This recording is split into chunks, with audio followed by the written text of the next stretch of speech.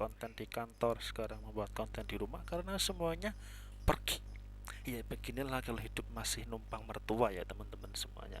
Tapi enak kalau punya rumah sendiri ya. Kok malah curhatin ya. Oke, lanjut membahas bab toriko teman-teman. Di sini Bu Lutfi bin Yahya memberikan penjelasan bahwa inti dari toriko. Nah, jadi kalau kita runtut dari sejarah toriko teman-teman semuanya, bahwa toriko itu adalah jalan menuju Tuhan, ilmu tasawuf ini ya. Bagaimana cara kita mendekatkan diri dengan Allah dengan segala cara, dan cara itu dilakukan oleh ulama-ulama besar terdahulu.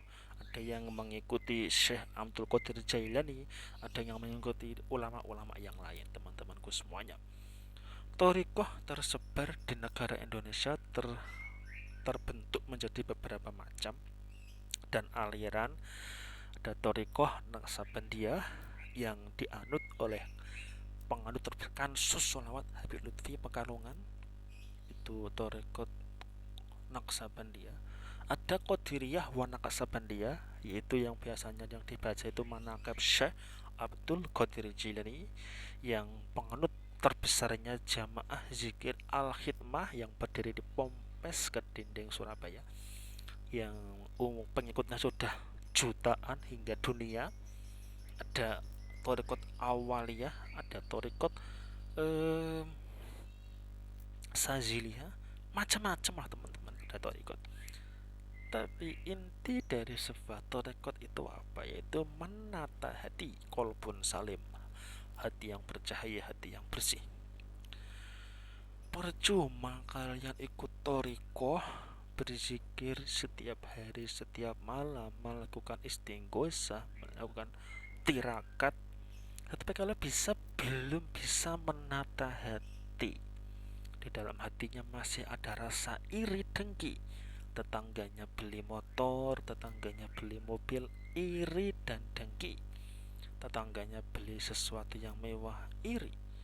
Tidak bisa menata hati, melihat orang lain bahagia dia tidak suka, melihat temannya naik pangkat sukses dia tidak suka.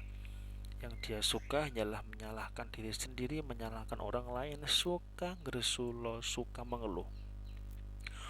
Orang yang belum bisa menata hati, biasanya orang itu disertai dengan sifat sombong dan tamak, riak dan lain sebagainya.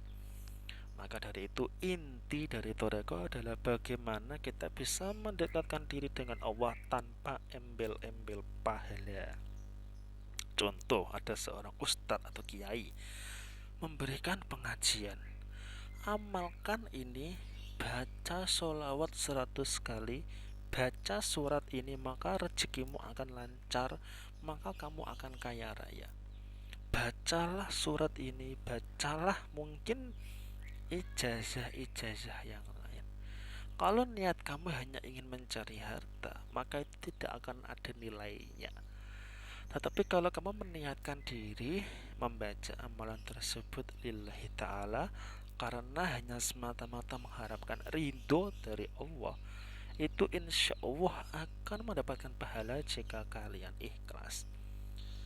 Namun jika kalian mungkin tidak ikhlas atau mungkin membaca amalan tersebut hanya untuk kepentingan dunia, maka kalian semuanya gagal mendalami torikoh yang sebenarnya. Inti dari sebuah torikoh adalah melakukan ibadah, melakukan sebuah amalan itu harus diniatkan ridho karena Allah. Contoh, kita melakukan sedekah atau melakukan zikir ini itu, saya sedekah 100.000 ke sebuah masjid dengan tujuan kalau sedekah bisa dilipat gandakan menjadi 7 kali lipat bahkan lebih.